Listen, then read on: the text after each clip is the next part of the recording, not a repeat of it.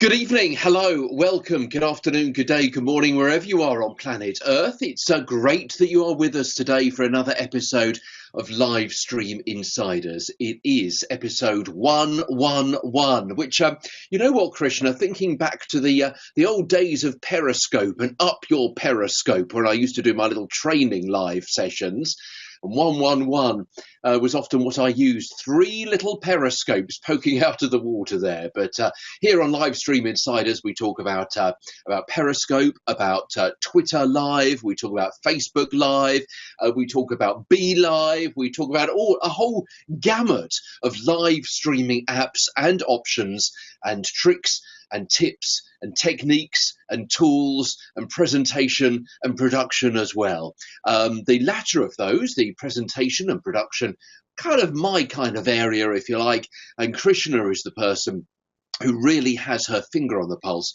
when it comes to all the tech and all the gadgets and the gizmos and the buttons to press and the things to click and where to swipe. Krishna, hi, how are you? Nice to see you again.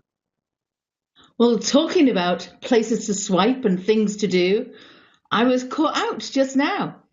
I've been caught out because I was just mentioning to you there's an interface change that I'm seeing on Facebook Live, and maybe you've seen it during the course of the week if you're actually streaming from your desktop, anybody. And I can see that Len's joined us here, so thanks for joining us here, Len. And here on Livestream Insiders, we love to bring you the latest news, tools, tips for social marketing, for social business in terms of social selling, for content that you might share inside your enterprise, or even crisis communications. And Peter, I know you've been at a conference this week, and we're going to be talking about that and some of your insights from it, and we've got some news about platforms. But let me just tell you something that I'm actually seeing when I went live. And in fact, I should give a shout out to Jen Nelson, because she told me about this, that she was seeing when she was using particular software. Now, I thought this was going to be available if you were using tools like vMix, OBS, and so on, whereas I'm using BlueJeans here for our show, and that's what I'm navigating the back end of. So a couple of things that I noticed were different is just like when I went to click to go live, it absolutely looked different in terms of its kind of fuller screen, so I had to open things up. What I have noticed for the last few weeks is that I don't get the reverberation back of my voice. So at first, when I was trying to do this a few weeks ago, when you weren't with me, Peter, you were on your extended vacation, one of the things that I noticed is that I didn't hear my voice coming back to me. I'm thinking, oh, is my mic working? But that's great, because actually what I saw then today, not only in terms of was it a different interface, I've got the embed feature there, so I could have immediately kind of take that embed code, put it onto my site. Now, I haven't tried it, so I'm not sure how well that will work. The other thing I noticed is that, you know, Peter, I know you and I are a member of groups, and if we were administrators in certain groups or we owned a group, we can actually also share the live stream to those groups. That's fantastic in terms of, let's say, using BlueJeans here. I should say be very careful which platform you're using today. But when I'm using BlueJeans here, if you were setting this up or I was setting it up, and we had a number of groups that we wanted to share this to, so not only kind of share it publicly, but we also wanted to share it in terms of those private groups, and we were admins, we could share it there. And then the third thing that I think for me is like the most amazing thing that I'm going to try and do now is, you know, one of the things that you and I do is we watch the show, and we watch the show on our mobile device. And that's great, because one of the things we can do there is we can go and share the content to wherever we want it to do. So I'll share this to my own personal stream in a moment. But one of the things that I noticed, Peter, is that now I've actually got open the BlueJeans window, and actually alongside it, I've actually got open the Facebook window. So actually I can now comment. So I'm not having to just go to my phone to comment. So I can comment here in terms of on this interface, which has been one of the big challenges in terms of using some platforms where you can't see the comments. So I'm hoping this is going to stay around for a bit and that Facebook doesn't make too many changes too quickly. But really interesting to see these changes in terms of now being able to do this. When you're going to talk about the event that you're at in a moment, I'll probably take a few screenshots. But that's really helpful, sharing to groups, and also particularly being able to comment and leaving that window open to be able to comment on easily from desktop rather than having to look at mobile, so I can see comments live. So thanks everybody joining us live or also on replay. And we hope you like this episode of Livestream Insiders. It is truly live because we didn't know we were going to say this before we got live, because we only knew this when we actually hit the go live button. How about that? So later on, we've got some news about some Instagram changes and also about using music in live video, which, of course, as soon as you press that stop button, becomes pre-recorded video and is then going to be used and uploaded inevitably, or usually inevitably, on your platform of choice. Altogether, a bit of a quiet week, Krishna, I think. We kind of had to work a little hard this week to find some stuff, and yet other weeks we can hold material over from one episode to another. But as I say, this is episode 111, and it is for the 26th of November 2017. And as Krishna mentioned a few moments ago, I was at the News Rewired conference in London this week. Now, happens twice a year, usually in March and November, those kinds of times. It's quite a prestigious conference, and it's actually run by people who I know Krishna knows as well as I do at journalism.co.uk, and it's actually held in the prestigious Reuters building in London's Canary Wharf in Docklands. And they talk about, as the name might suggest, with News Rewired, kind of tech and thoughts and some studies and changes in attitude, all to do with changes particularly to with journalism. And they were talking about integration of journalism with high tech, and about virtual reality, and about combining different newsrooms, and a little bit about social media and different ways to portray the news. And it's sponsored very much by Google Labs. Very often they do a session on kind of investigative journalism and how you can use Google Maps and things to better tell a story. And also there was a terrific session there as well on data mining and how you can find people and find stories by using various tricks and tips that the internet doesn't necessarily brag about too much, and some various free tools and internet search sites. So that's a little bit off our brief for Livestream Insiders, but you can imagine, because that's my background, how interesting it was. Anyway, the session I was particularly interested in was the one about 360. So I thought I'd share some of my notes there. Now, the speaker was a gentleman by the name of Mark Ellison, who I must admit I haven't actually come across before, but he's involved with photography and data and graphics and journalism. He's worked for 60 Minutes and the Huffington Post and the BBC and Al Jazeera and the Guardian and the Toronto Star and CBC. So he's got fantastic credentials.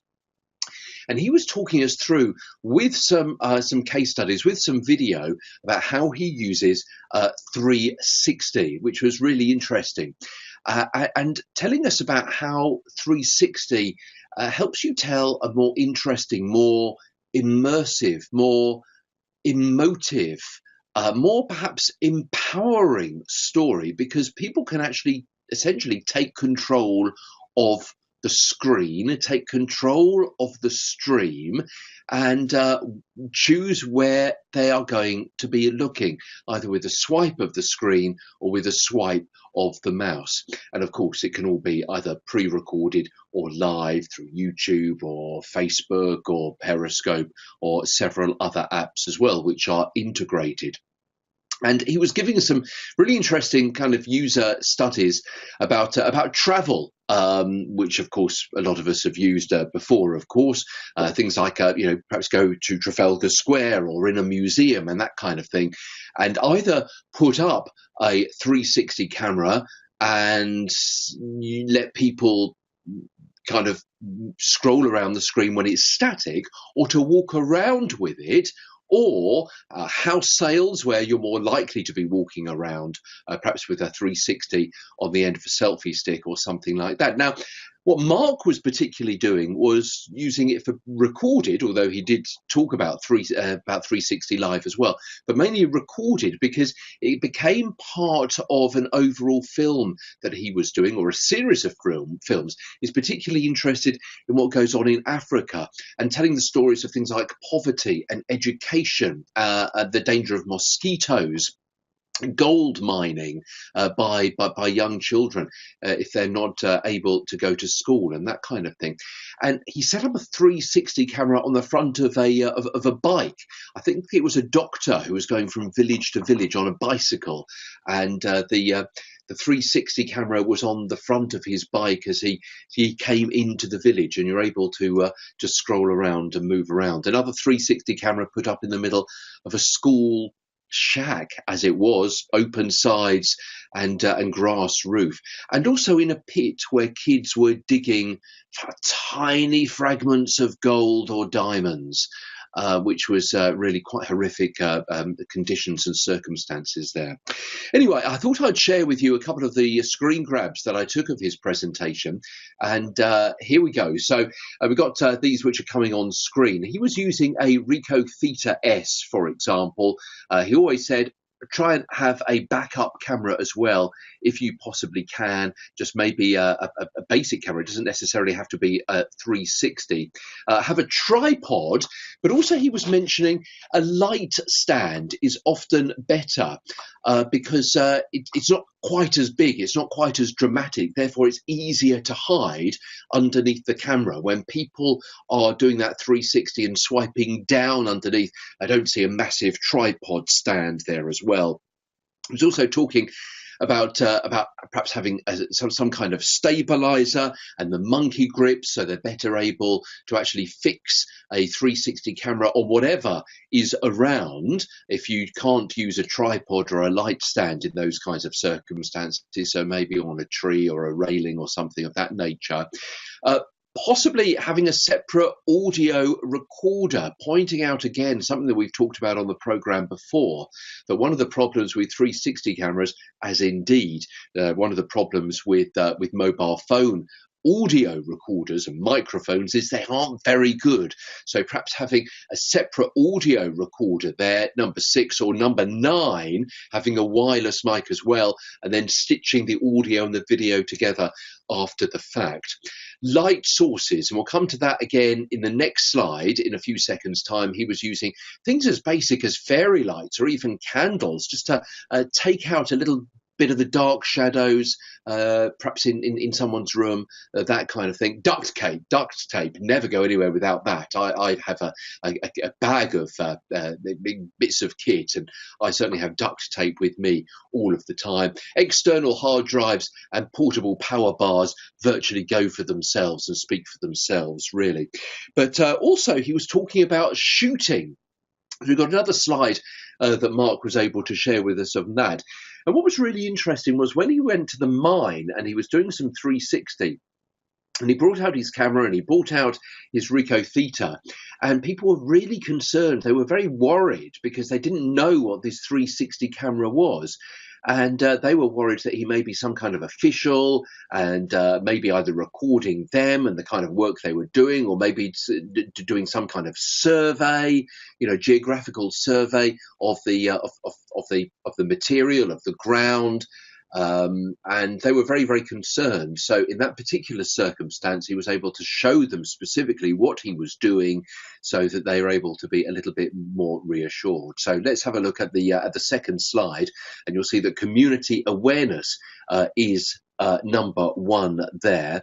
Also, the placement of the camera, which is always important, particularly bearing in mind number 3, the shadow of the rig. Now, shadow is not something that will have too much of a problem, particularly at this time of year, particularly in this country. But obviously in Africa, we've got that really harsh, strong sunlight a lot of the time.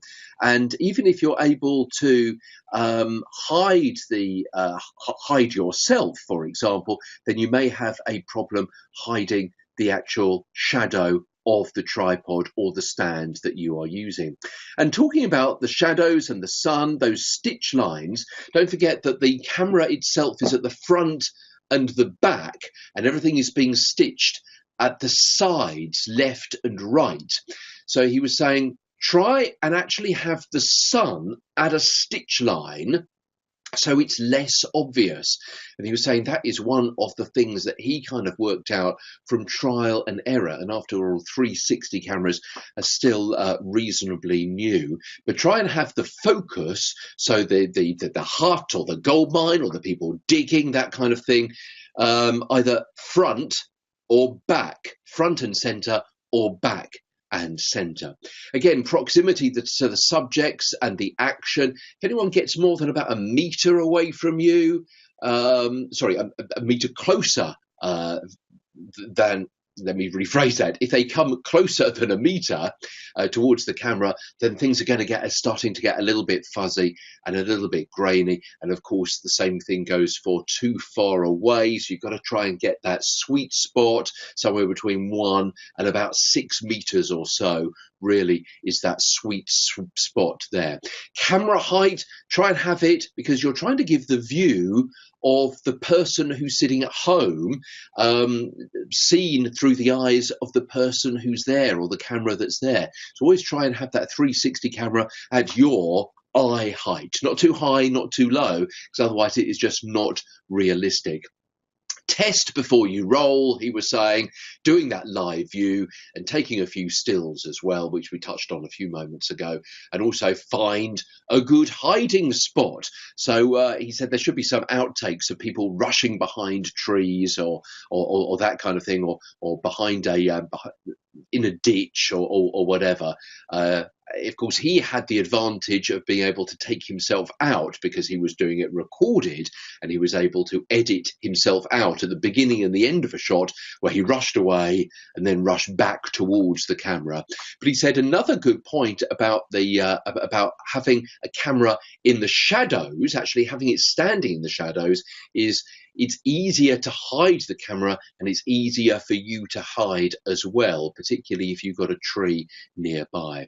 So if you want to follow Mark and see some of his work, which he is posted up on Twitter, because I was looking at a little bit earlier on Twitter, he is Mark Ellison, MarkEllison. Fantastic Twitter name, because it is his actual name, at Mark Ellison.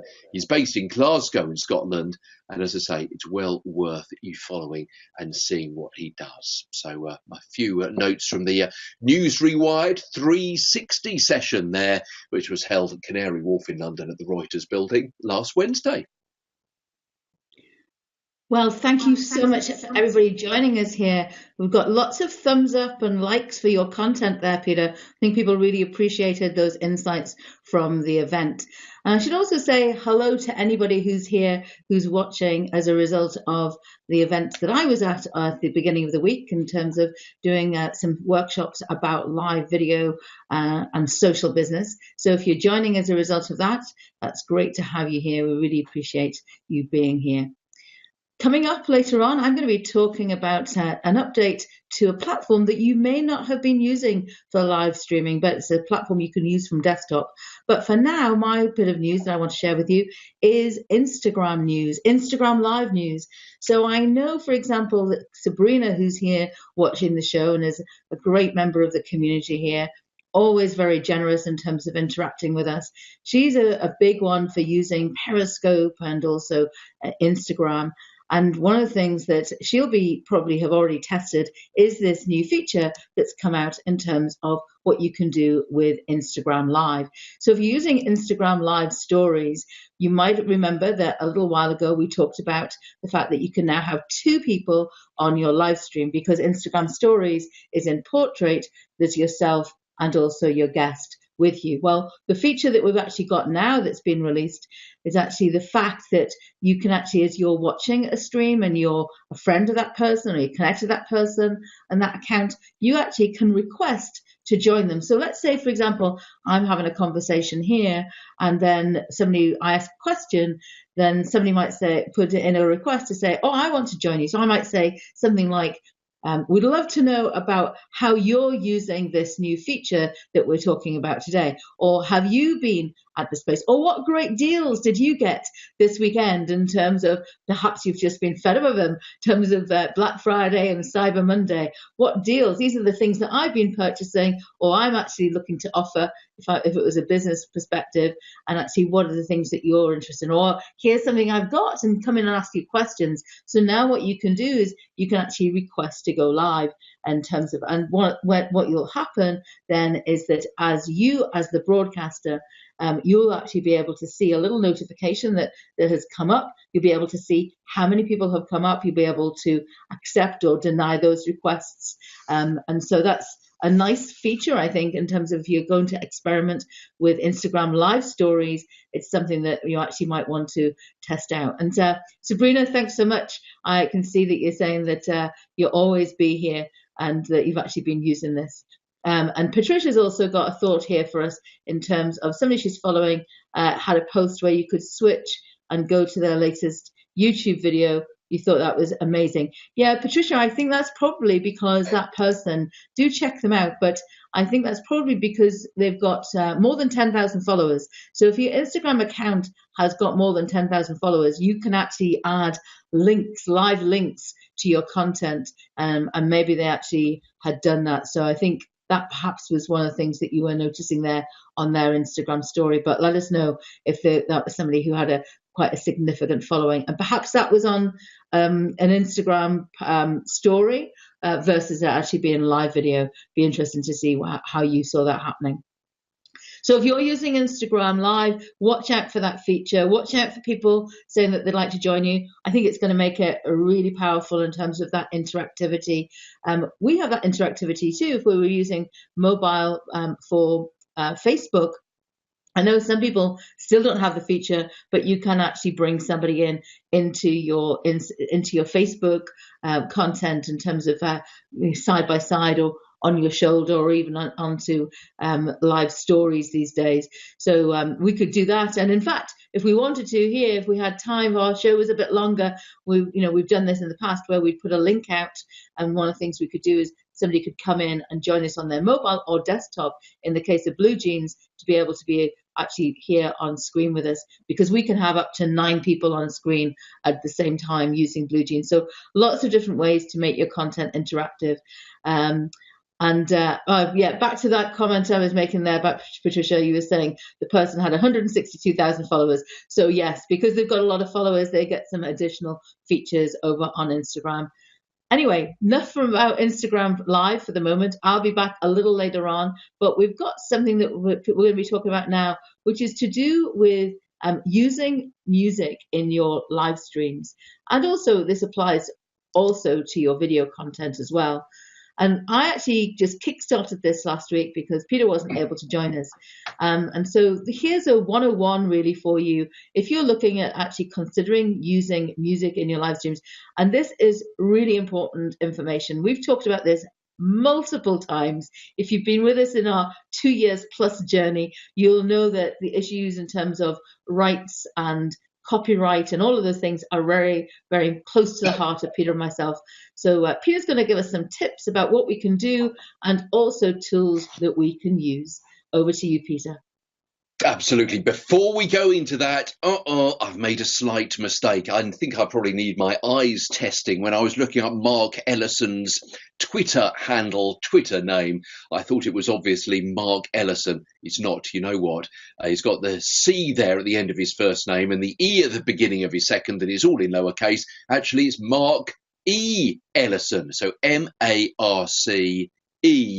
and then Ellison, E-double-L. I-S-O-N, Mark E. Ellison. So apologies for that. Okay, yes, as we were talking about last week about how important it is to check that you have all the rights you need for when you are using music. Now, let me give you an example, because just earlier on this week, last Monday, it's been a busy week for me, where I work at a well-known British broadcasting company. We had some community hero awards. So the greater the good, the people, the volunteers, those who help out, those who raise money, the bobbies on the beat, and all sorts of people, the young achievers and those looking after animals or elderly people or the disabled and so on, came to a big glitzy bash, and they were given various awards on stage. Now, all of that was live streamed on Facebook, on the account of the BBC on Facebook. However, they tested it earlier on in the evening, and when they tested it while they were also practicing the walk-up music. You know, I have pleasure in announcing that the winner of this particular award is X, Y, and Z. And then, of course, comes the music as that person stands up in the audience and makes their way to the stage, and all of those lights go whizzing around. And what happened? Facebook closed down the account. Now, fortunately, my technical colleagues were just testing it through a dummy account, a sandpit account.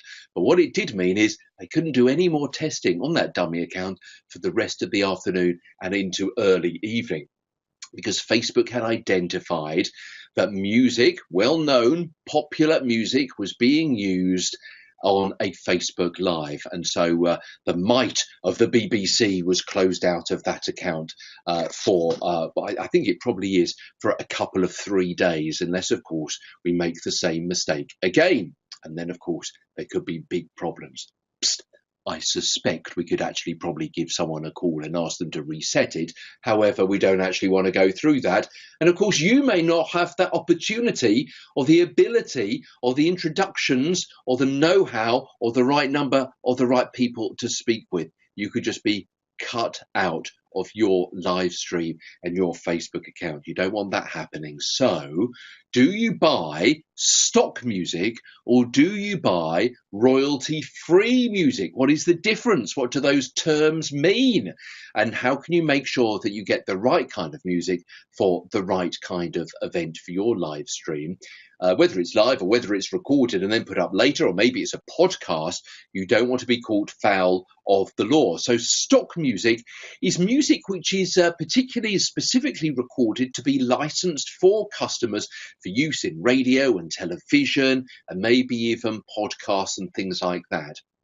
So it's not the music that you hear on the radio. It's not your top 40. It's not the stuff that you hear on the FM dial.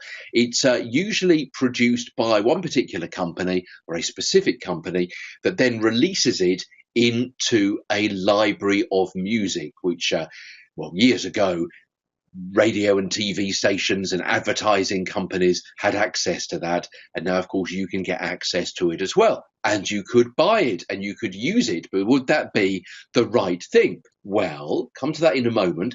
Those composers usually work for the companies concerned. And that particular company is then considered to be the publisher of that particular kind of music, that particular track. So when you buy your stock music and you use it either in a podcast or a Facebook Live or a YouTube or a Periscope or something like that, or maybe even a public performance, then the composer and the publisher and the performers and maybe the singers and the artists and the musicians should all be getting a little bit of money from you. You probably need to be licensed. Now, you certainly need to be licensed here in the UK and probably other countries in the Western world. Things may be a little bit different elsewhere. If you're going to be doing things properly, you need to pay the people who have provided some of the content for your particular live stream. And then you pay a little bit of fee because you have used some of their copyrighted material that you have got from the stock music that you have bought. What about royalty-free music then? If you're paying a copyright fee, then that is you're paying for the rights of the royalties to use that particular music. Absolutely so. So royalty-free music is usually produced for an unlimited use in a number of applications, in a number of platforms, a number of productions.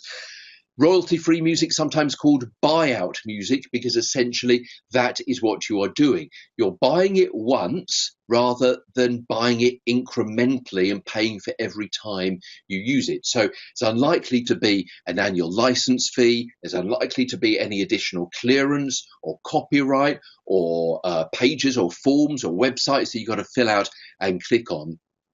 and you're usually allowed to use them maybe on one particular production or maybe one particular platform, and it might have some provisos depending on how big your audience is. So if it's a little podcast for a school or a community group or a charity, you're likely to pay not very much at all. But if you're buying it outright and you're going to be using it for a syndicated YouTube video or for a kind of semi-in-house commercial to promote one particular trans world conglomerate, then you're likely to have to be paying a little bit more.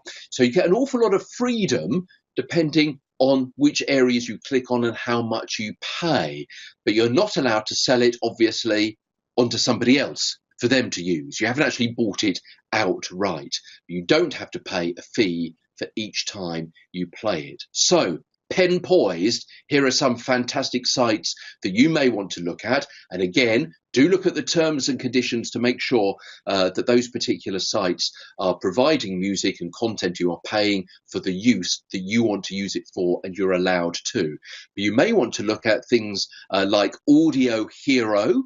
Okay, Audio Hero. Some of these you may have to pay a monthly subscription, incidentally, like Audio Hero, and then you can use whichever and however many tracks you want to. Also, one that I've used in the past as well is Pond 5. It's an outfit out of Australia, as I remember. Pond 5, unusual name. Very often, actually, you see at the end of TV credits in this country, music supplied by Pond 5.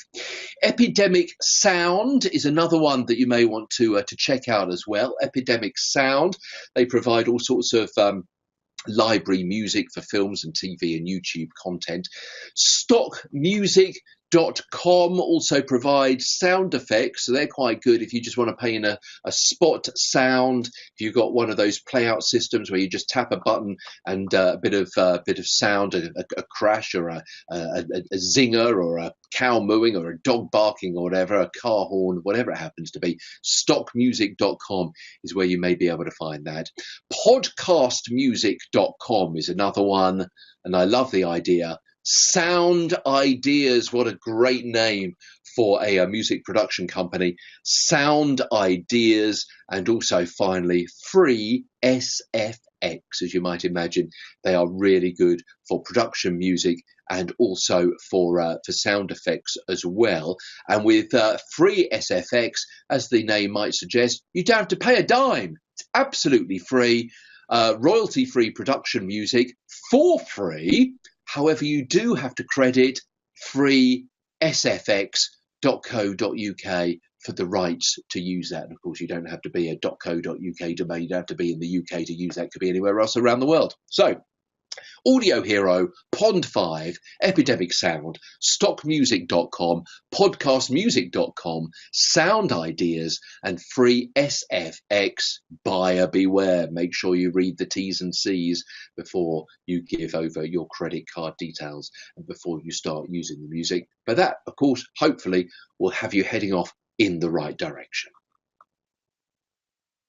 Lots of great resources there, but just remember that if you're actually going to include music in your live video or recorded video, whichever platform it is, that you take care in terms of those notifications, and actually making sure that, in fact, when you come into platforms like YouTube or when you come into Facebook Live, it will actually ask you, do you have the rights to share that content? Because so many times Peter and I have seen people get caught out, even, for example, just not doing something from a business perspective, just having some music on in the background in terms of playing in your kitchen, and you decide to do a live stream, that can get you into trouble. And we don't want you to lose your account. So if you're new to live streaming, I hope that you'll find the kind of tips that we're sharing here of assistance. One of the things that we've got coming up in probably a week or so's time is our ideas for kind of gifts. We always do this. This will be our third time that we've actually done some gifts that you might want to look at in terms of live streaming. But sometimes, gifts can be free. So our gift to you this week is the fact of here's an update from a platform that's completely free for us to use. And you might have been testing it. I actually was using this platform, or did some tests with this platform before it rebranded, which was early on this year. And the platform I'm talking is called Lightstream. So Lightstream is a platform that particularly in terms of you're using desktop and you want to share content. Let's say you want to have yourself on screen, you want to have up to 4 people on screen with you, so guests can come in. One of the big updates they did was people can come in with just a link, so you can share that link, and then you can actually have text that comes up on your content. You can also have images that you might want to share. You could share your desktop, you could share an application. So really, really helpful. And it has a number of platforms that you can share to. But what I want to bring you this week is something that we didn't have time for last time, but it was actually an update that they did about a week or two ago, about early on this month. And the update they've done actually is going to be really interesting to those of you who want to stream to multiple platforms, or in fact bring in other content. So there's several updates they made. As you know, in the end of the show, we'll actually always put a link to where you can find all the resources that we've been talking about and the articles we've been talking about. And this just happens to be on Lightstream. So when you go into Lightstream, you have to download a little piece of software onto your desktop to be able to connect your computer to Lightstream as a tool.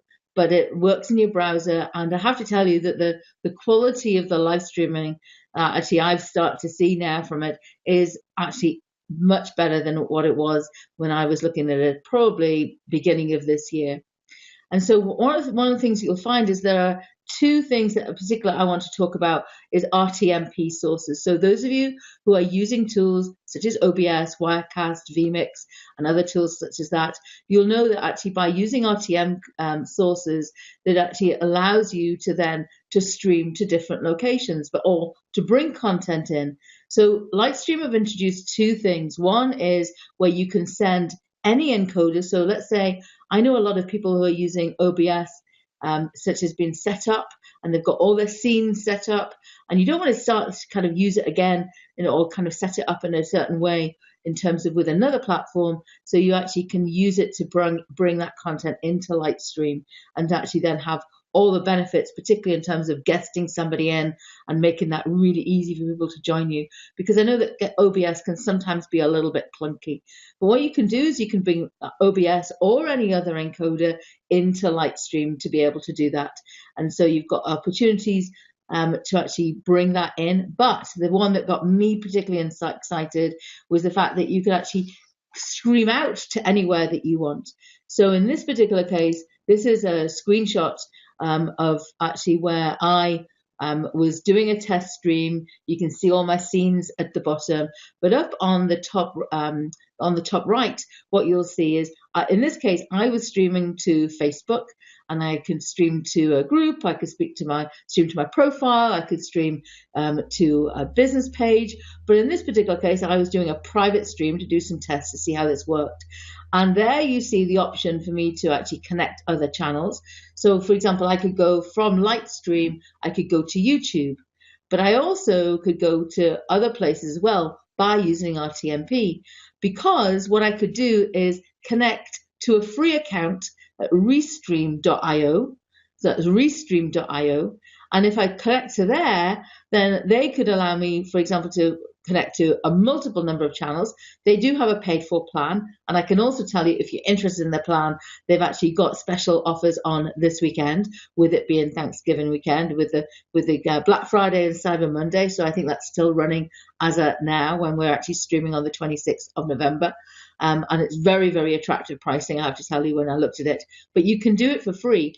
And what really attracted me to it, and they think this will attract you, Sabrina, because Sabrina, as I mentioned earlier on, who's an avid participant and community member here, and a buddy of mine who actually always watches our shows and is very generous in her interactions, but she is really good in terms of her use of using Periscope. So in this particular case, what you could do is you could use Lightstream to be able to set up your stream. And then you could actually have people come in if you wish to. You could share your screen, you could share an application, you could share a presentation, but then you could set it up to go to several places. So you could set it up going from Lightstream into Restream, and from Restream, and all of us remember is free, you go from Restream, and what you can do then is go from there to, for example, Twitch, which we've often talked about, to YouTube, and also to Periscope as an example. So if you want to be able to do RTM kind of custom content from from Restream, which is your kind of your syndication platform to all those other platforms, that's where you're going to have to look at investing in their paid for tool. But as I said, check out their pricing, very attractive at the minute because of their kind of Cyber Monday, Black Friday deals they've got on. But I do think that this kind of update that Lightstream have made in terms of being able to send out to other platforms actually is going to make it a pretty attractive platform for many people who want to live stream from their desktop. So worthwhile checking out. I hope you found that helpful. You'll find them at lightstream.com, L-I-G-H-T, lightstream.com. And the other platform I mentioned there was Restream, R-E-S-T-R-E-A-M, .io, and all the links will be available for you after the show when we put together our show notes. Krishna, thank you once again. Of course, finger on the pulse as always with the latest news and the latest tech there. Thanks for watching, Sabrina and Stephen and Tawanda. And everyone else that's been watching us, Patricia there as well, have been watching us live. And of course, you as well, if you're watching the once live show that is now recorded. Thank you so much indeed for being here. Thank you so much indeed for the loan of your eyes and your ears over the last 35 minutes or so. That was Live Stream Insiders talking about Facebook and Periscope and Instagram. We also talked about Blue Jeans and Lightstream. We talked about 360-degree video and also royalty-free music as well. Covering quite a wide base of content again on the show. This is Live Stream Insiders episode 111. It's been going for, I reckon, longer than any other live stream show has. So thanks very much indeed for watching. The live video and live stream news from the last 7 days will be back in another 7 days at the same time, same place, Krishna Day and me, Peter Stewart. Have a great week ahead. Thanks so much indeed for watching. Bye-bye.